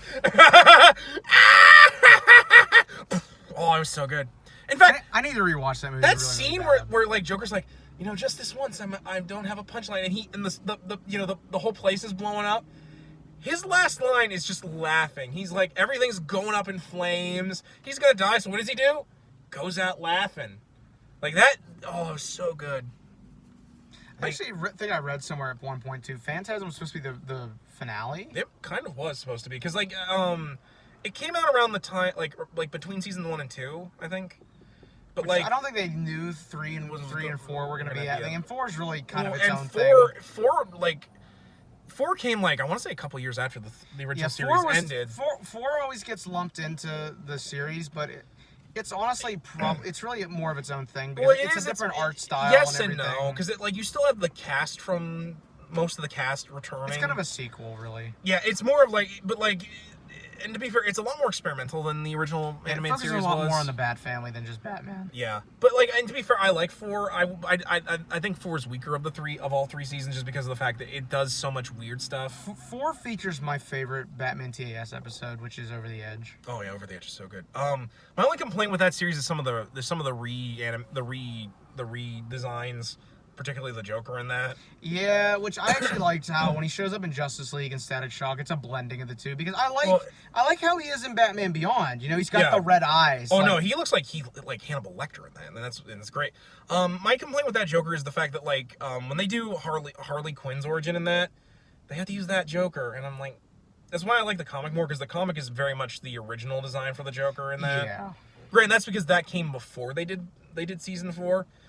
The reason they did season 4 in general is because Superman the animated series did so well, and that animation style was cheap. They could reuse the same people. Yeah, so they were like, we'll just save some money. Because originally that was actually combined with the Superman animated series to do the Superman Batman Hour. But you know, overall, like at this point, he probably is. He is. But like just in general, like of the Batman animated films that were done when Batman TS was coming out, that is by far my favorite one. Because I know you and I have talked when there's issues with Sub-Zero. To be fair, Sub-Zero should have just been an episode or a two-parter. It really should have. It should not have been a movie. And Mystery of the Batwoman is meh. Yeah, meh. Meh.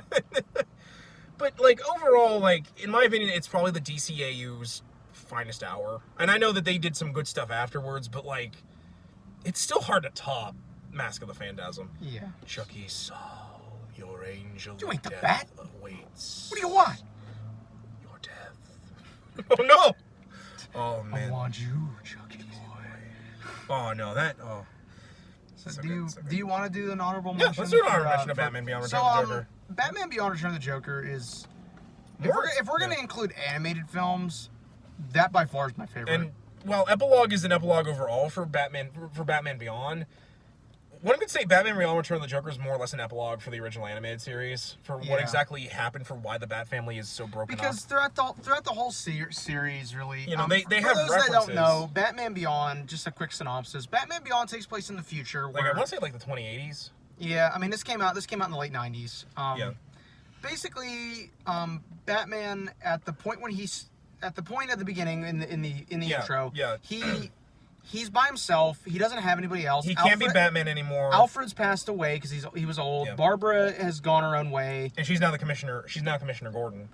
You don't know what happened to Dick, but obviously he left. You know they're on rocks again. And nobody brings Tim Drake up. Nobody brings Tim Drake up.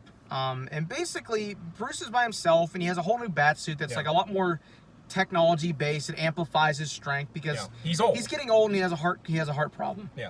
And there's a night where he goes to rescue a kidnapped victim. which is actually the daughter of Vicky. No, not Vicky. The rich debutante from the animated series. I forget her name. But yeah. Vale. Is it? I don't think it's not Vale, but, Vale. It's Vreeland. Veronica Vreeland. Thank you. Yeah, Thank you for bringing that her up. daughter's name is Bunny. Yeah. I think Bunny Vreeland. Which is great because a lot of times they imply in the animated series that if he just stayed like a billionaire playboy, more than likely they would have gotten married. Yeah, but basically he goes to rescue her from a kidnapping, and at first he basically jumps in and he's destroys basically everybody Batman, like he yeah. does. He does the Batman And thing.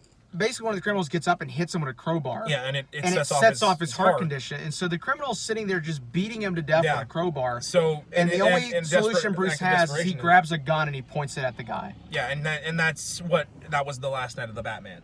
Basically, he leaves and he's horrified at what he's done. Yeah, he drops it.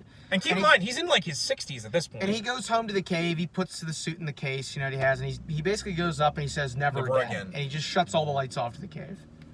Which, in my opinion, that's probably the best way to like that. It's not that Batman has a final fight with the Joker. It's not. He just got old. Yeah, he just got old and he stopped. He always thinks that like my death will be at some. No, in my opinion, the term for Batman it'll be he's like, I had to do the one thing I swore I would never do. I threatened someone with a gun. I basically became the one thing I hate the most, and so I can't do it anymore. And so Batman Beyond takes place roughly around, I want to say like 20 years later. Yeah, and basically, and he's old. He's been living by himself. Really, he's lost control of Wayne Industries. It's now under Derek control. Powers. Yeah, it's now Wayne Powers. And a lot of those series, he finally eventually fights to get control of it back because Derek Powers ends up becoming the villain Blight. And basically, he helps a young man named Terry McGinnis because Terry's father is murdered by Powers, and he wants to prove his killer. He comes across Bruce and finds out that Bruce was Batman. Because he's running from the Jokers one night, and he drives off. He goes up to the manor, Yeah, he's like, "Let me in. These guys are gonna kill me." And Bruce basically comes out, and these Jokers are sitting there ready to kill Terry. So they got odds, they got numbers. He takes his Bruce cane just and comes up to him, and he's just like, "Get off my property. You're trespassing." And this Joker's just like, the Jokers obviously don't take him seriously. They're just like, who do you think you're talking to? Yeah, we're the Jokers. Because he's sure you are. And then he just proceeds to destroy. Yeah, half of them. because of him, he's like, no, you are cheap. You're cheap imitations, and I'll take you apart. But basically, he has his heart condition go off. The final again. one with the cane. Oh yeah. Oh yeah, no. Because they like to show that he does still got it. Like if not for his old age, because. They show that again in Batman in the Return of the Joker, with the Batarang, and he slices off Dummy's head, which is Two-Face. Still got it. But or even in the show when he goes to rescue Terry. Oh yeah, and he puts on the giant exosuit. Now do you see why I stopped being Batman? No, I'm not entirely convinced. But that's the basic premise. It's basically he's grooming Terry to be the next Batman. A new era, a new Gotham, even a new Batman. But basically, Batman Beyond takes place pretty much, I think right after the show ends. Well, no, it's between seasons 1 and 2 because it's implied to be in between seasons 1 and 2. Okay. because they bring up Return of the Joker in season 2. Basically, you know, the movie opens up with Terry busting up a robbery by a group of Jokers that are stealing technology. Yeah, which is weird for the Jokers because usually Terry even points out, he's like, Jokers don't rip off that kind of stuff. Yeah, they don't know what to do with it. And Bruce is just kind of like, they're probably fencing it. Okay. You know, which he's right in a way. But basically, they go back to after that. You know, they go back to the hideout of the group. You know, and they're basically talking to their boss. You know, and they're like, you know, we couldn't steal the tech, but you know, we got the system's memory card. It's not much. And you just hear Hamill's voice come in. It's nothing. And it's basically, you know, they're talking. Yeah. Oh, and like you have a pretty good idea. It's always been my day this and your day that. Your time is over, old man, even if you are who you say you are. And personally, I think you're a fake. Yeah, meanwhile, all the other Jokers are like, I wouldn't do that. Brand new world. It has such yutzes in it. Which is a reference to Shakespeare? Yeah. Brave New World has such putzes. No, it's a Huxley. Huxley. It's Huxley. Brave New World. Has such putzes in it. He's got us going around ripping off a bunch of geek junk, but no cash. See, he won't even tell us what his planet is if he even has one. I want out. If you insist. Hey man, I was just joking. And you just see those red eyes and that grin, you know and it's like, oh no.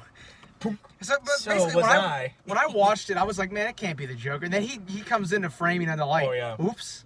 No, I wasn't. And it's like, oh no. Oh yeah, no. Like because the whole series, they never explain what happened to him. Yeah. There's all these trophies in the cave to like. You know, in the one episode when Ink invades the cave, yeah, they use Mr. Freeze's freeze Catwoman, gun. Mr. Freeze, the Grey Ghost, Harley, Poison Ivy, Penguin. Yeah, you see so much. The giant penny is featured pretty I prominently. think they do the dinosaur at one point. Scarface is in it. But you never see anything Joker. And he never mentions the Joker whatsoever. Yeah, no. He mentions a lot of the other villains. Let me tell you about a woman named Selena Kyle. Yeah, he mentions a lot of people, but he never brings up the Joker. So like you'd like the whole and when show. This you're happens, like, what happened? you know, basically what happens is, you know, the Joker, he basically is like, you know, we're gonna have to find another thing that they were trying to steal, and he's like, who's got one that people need to donate? Yeah, and he goes through the list. And he's like, no. And basically, it's Wayne. It's Wayne Enterprises. And you don't say it, but like security's gonna be tight. Oh yes, but think of the fun. Yeah. And then of course, you know, it's Wayne. He shows up. Yeah, he showed up to Bruce's. You know, like basically his like speech was like, you know, I'm taking back control of the company. You know, I'm gonna find some people who can. And that laugh just starts going off. Yeah, and then like he takes control of like the sound system. He's like, then he explodes from the bottom of the floor. He's like, "Hello, Gotham, Joker's back in town." Ah! And Bruce is like, just like, it can't be. Oh, your old eyes don't deceive you, Brucey. After all, who knew you better than me? Yeah, him and I can quote this whole movie because, like, this is one of the reasons why this movie is an honorable mention. But yeah, and basically it goes basically Bruce's response after this is just to tell Terry to stop. Give me back the bat suit. Now. Yeah, no, you're done. Like, and I also think it shows a lot of the guilt that I think Bruce has had the whole series. But he's kind of just been kind of pushing away. Yeah, he's accepted it because he's like, I don't have anyone else to do it. Even Barbara in the beginning of Batman Beyond, is like really like I don't if you guys interfere again, I'm gonna haul both you and Bruce off to jail. Yeah. Because she's like, we're not doing this. I'm not my father. I'm not condoning vigilantes. We're not doing this again. Which and eventually it really implies that Barbara's very bitter over what happened. Well, then, but it's never explained why she stops being Batgirl. And exactly what it is that her and Bruce don't talk. Yeah, they imply that they were lovers at some point, and like for a lot of the time in the TV show, you're like, well, is that why they stopped being? But like, no. And I mean, there's other points where it's just like, you know, it's obvious that Bruce doesn't hold any harsh feelings against her because in the pilot, when Terry's like, are you gonna put the suit on and go over? No, you're gonna take this to Barbara Gordon. Tell her I sent you. Yeah, like because like he knows that she's the only cop in Gotham that hasn't been bought by Powers. Yeah. But like, and so like, and even then, Barbara eventually kind of comes over to it. Well, she's not exactly happy about it. In my opinion, this movie is why she comes over to accept Terry, because Terry is the one who finally puts an end to like this dark period chapter of the Batman explained, family. Bruce is like, give me back the Batsuit. Yeah, like basically he goes on this whole rant where he's like, I never had any right to force this on you or anyone else. And even Terry's like, look, I'm the one that broke in and stole the thing. Not only that, like, I'm making up for past sins because I used to be a bad kid, man. Like, I being Batman has given me a chance to make up for a lot of my own mistakes. He goes on this whole rant, and you can tell Terry really feels it. And Bruce is so so jaded about everything that happened that he's basically just like, he basically tells Terry, "You're a stupid kid. You don't know what you want. None of you ever did." To which, Terry throws the suit and just leaves. Yeah, and to be fair, Bruce, I think, faked a lot of that because he's like, all right, I guess I gotta do the. Yeah, but so Terry basically in response he goes. This is actually even before that scene because he goes to Barbara first because he's like he tries to talk to Bruce about it. What can you tell me about clowns? And Bruce is just he's like, shut up and drive. Because Terry's like, so Joker, you never really mentioned him. What's his explanation for being around at this time? Clone, robot, what? Suspended animation floating around in a block of ice. Just shut up and drive. And so he goes to Barbara, thinking, okay, because he obviously doesn't talk to Tim. It's implied he doesn't really know who Tim is. He doesn't know Tim Drake. Dick Grayson's nowhere to be found. Yeah, he doesn't know about Dick. He knows about Barbara and Bruce. That's it. Yeah, so he's like, what can you tell me about clowns? And Barbara is just as equally closed-lipped about it. She's like, no, we're not talking about it. In this town, they're never funny. It's like, what? Come on, Joy, squirting flowers. McGinnis. The Joker, the real Joker, was unlike any villain you'd ever face. And for your sake, I hope you never do. Yeah, no. If Bruce wants you to drop it, then drop it. And even then, Batman's like... Barbara basically just goes off. Yeah, well, even Joker... she saw the report and was like, oh no. She put the city on lockdown. She did. She's like, we're not letting this freak do what he did back in his heyday. But I think even Barbara was like, come on, my dad couldn't stop him like this. And even probably in the back of her mind, she's like, what can I do? Like, I want Terry to help me, but at the same time, this kid is not ready for the Joker. And so basically, what happens is, Well, and then there's also that scene. There's also that scene where he does talk. He finally gets Bruce to talk. And he's like, it wasn't a popularity contest. Oh yeah, he's like, because basically, Bruce is after the whole thing. Bruce is sitting in the cave going over a voice analysis scan. Yeah. And the thing that really solidifies it for him is the computer says voice match. And Terry's like, you never talk about him. He's like, well, it wasn't a popularity contest. He was a psychopath. A monster. You killed him, didn't you? Yeah. He was gonna do something so terrible, you had no other choice. Yeah, and that's where because he actually wants Terry to think he did it. Because at the end of the day, he doesn't want who actually killed the Joker. Well, and because Bruce basically is like, no, what happened is because of me. And basically what happens is there's all this mystery throughout the most of the movie. They're like, and eventually nobody says, nobody talking about it. And Terry's just like, it gets to a point, the Joker shows up to the cave, almost kills Bruce. Which is a great scene, especially the part where Terry comes to the cave and it's covered in red ha-ha-ha's. Making you think that basically it's blood. And it's also in reference to his own father's being killed by the Jokers because he came home to that and you can hear Terry in his voice. He's basically just like, oh, please God, no. Like, I can't lose another father. And basically he goes over to Bruce and Bruce has the smile. Yeah. And at first you think Bruce is dead. And then he starts laughing. He's actually fighting it. He's just like serum under the table. And so he manages to... Which just shows, even at that age, he's that strong. He's fighting the Joker even still, even then, he's like, no, I refuse to let this clown kill.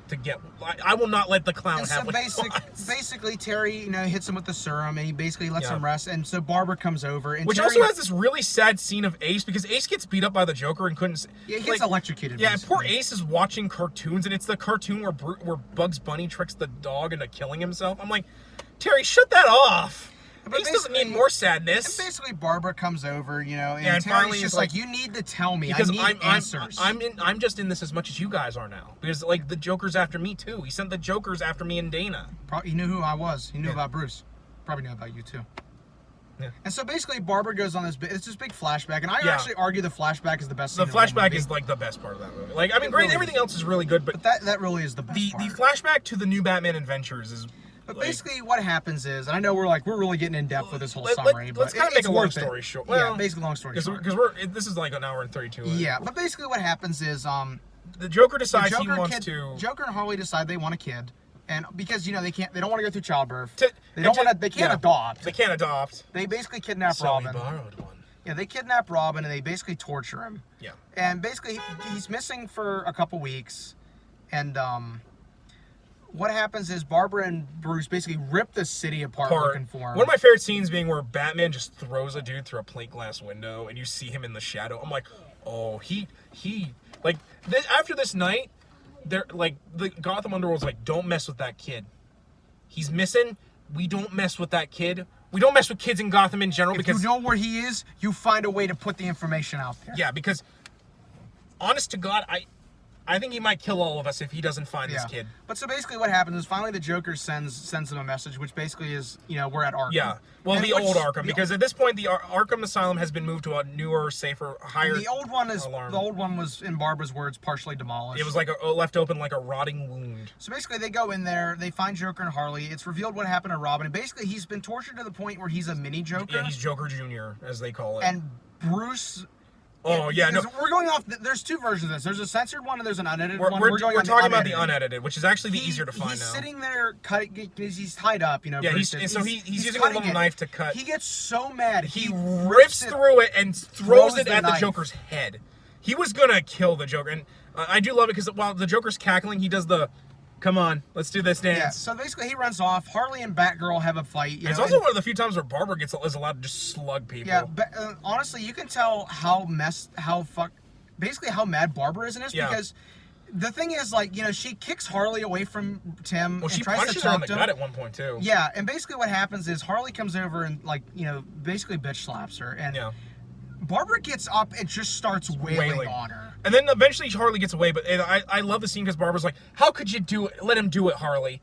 Okay, so the kid's messed up, but I'll make it right. Yeah, you're mother of the stinking year. Yeah, and it's basically... Oh, we actually found the freeze frames from that. Yeah. And of where Barbara's punching Harley. Oh, yeah, no. You could just... the way she's no. throwing everything into it. Yeah, no, she's like, I'm going to kill Harley. Like, she legitimately... Especially because, Barbara used to be one of those people that actually was like, Harley, if we could just help her... Yeah. No, and especially this here solidifies that the DCAU Harley is not a hero. She let the Joker mentally torture and probably physically torture this young boy just because she wanted a family. But basically, so then there's this big scene which we're gonna kind of gloss over. But basically, Joker shows Bruce how he tortured him, and then he reveals he's like, oh yeah, he's like the boy shared such secrets with me. Secrets that are mine alone to know, Bruce. And more or less mocks Batman for why he is. And basically, it has, in my opinion, Mark Hamill's best performance as a Joker. Where he's basically just and it's kind of like the kid who peeks at his Christmas presents. I must admit, it's sadly anticlimactic.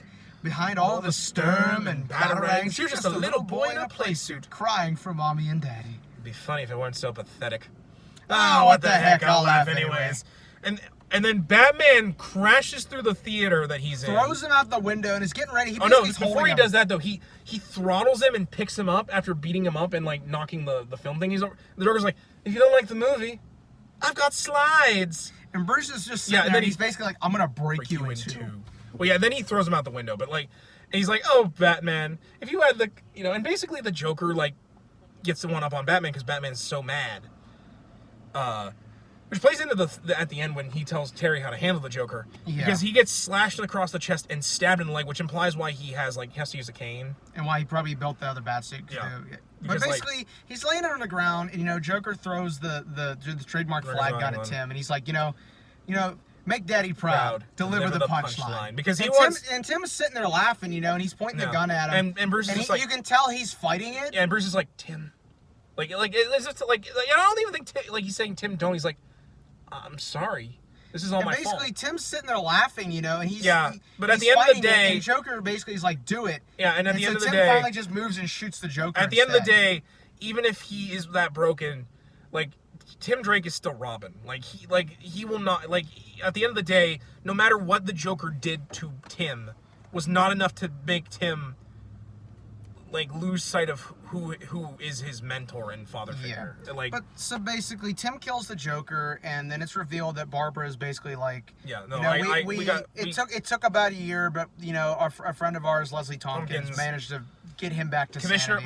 My father, the original Commissioner Gordon, he kept everything hit. They bury the Joker underneath Arkham. Which you see later in Batman Beyond, they show a skeleton underneath Arkham, and it's the Joker's. You can see the squirting flower. Yeah, basically they imply the Joker's using it as ritual. But basically that's really what it's implied as, and then it's later revealed that they're still going through this mystery of who's the Joker, and Terry puts the theory together. He's like, it's Tim. Because who else would do this? Because one of the clues is when the Joker showed up to the cave. He smashed all the suitcases, but he only destroyed the Robin costume. Yeah. And Terry even mentions it. He's like, he went out of his way to smash up all the cases. Yeah. Why was this the only one he went out of his way to destroy? And Bruce even is like, Robin did shoot him. Which I love because he doesn't call him Tim. He calls him Robin. Like much how in the TV, like in the animated series when with the Shriek episode where Shriek was trying to drive him crazy with a radio inside. That's not what I call myself. What do you call yourself? Oh. And this is one of the cases where the censor one I feel is also valid no. because Bruce is basically just like Robin defeated him. Yeah, in the uncut, he's like Robin was the one who killed him. But basically, so Terry goes off to fight the Joker, and it's revealed that Tim Drake's there, and basically it's revealed that there's a microchip on his back of his neck that the Joker put there, and it contains it contains all of his DNA. So basically, the Joker has been alive on Tim Drake this entire time, and Joker can take over him whenever he wants. Yeah, and basically he wants to destroy Gotham in one fun final act using this this satellite that the government has. Which is also looks like the JLA satellite that they have, even when later on when they get that laser that they attach to the watchtower, it's a gun pointing down. It's supposed to be a defense satellite to knock missiles out of the air, but it's a kill sat. Pretty much. And so basically Terry has to fight the Joker and prove that he fights against Bruce's greatest nemesis and wins. And at the end of the day, they rescue Tim. He uses one of the Joker's joy buzzers to destroy the microchip, and he rescues Tim. And basically, Bruce decides that he needs to do something he should have done a long time ago, and he goes to see.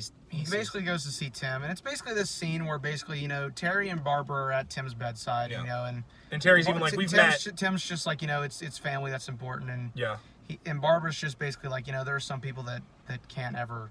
Yeah. Say that. Yeah, and implying it's Bruce, because Robert's basically like, look, I know you want Bruce to come, but don't expect it. He's and Bruce shows up. Yeah, which is great. He opens the door and he's just like, "Hello, Tim," and Tim's just like, "How you doing, old man?" Which is very much a Jason Todd thing, because Tim would never call Batman old man. That's a Jason thing. But that to be fair, the animated series Tim is a mix of both Jason and Tim. Yeah. But the end of the movie is Terry putting back on the mask and just going off to defend the city. Defend the city.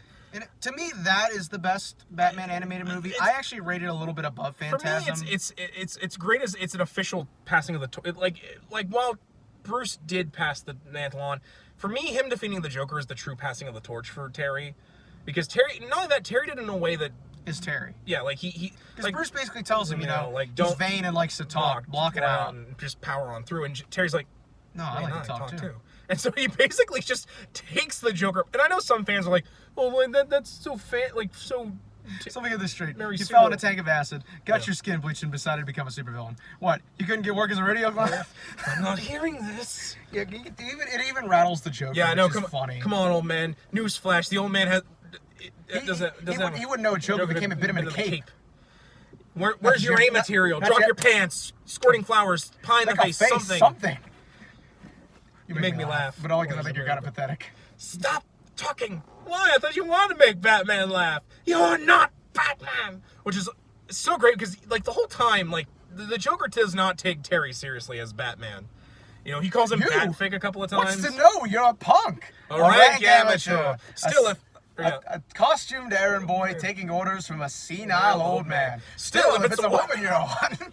Which that's one of my favorite lines where the Joker's like, I'll kick your ass if I have to, but But anyway, that's basically Batman. And I can't argue with you that I definitely think it's number 2 for me, but it's hard for me to say which is better. No, and I like both really. I just like Beyond a little bit more. I like Return of the Joker or I like Phantasm more just because it's my Batman. But it's hard for me because I think Terry, especially because Terry is in the DCU comics, he's so beloved that DC puts him in. Yeah. So, there's few people who I think could take up the mantle of Batman, and one of them is a man named Terry McGinnis. Yeah. So this video is almost gone on for 2 hours. So let's wrap this up. I guess. So that's our top 10. If you don't like, you're free to your own opinion. This is just our opinion, and we're open to discuss what your guys' favorite is. If you want to leave stuff in the comments, but. Overall, I think I think it's good to always do top 10s because I feel like a lot of people, you learn a lot about the people that, talk about their favorite stuff. Especially with top 10s, you get a taste of what they like as a person. But overall, I think this was a good podcast. I'm not sure what we'll be doing next week, but as always, we hope you stay tuned. And as always, remember the hyphen. I'm Zongetsu134. And I'm Vault Reviews. And we'll see you next time.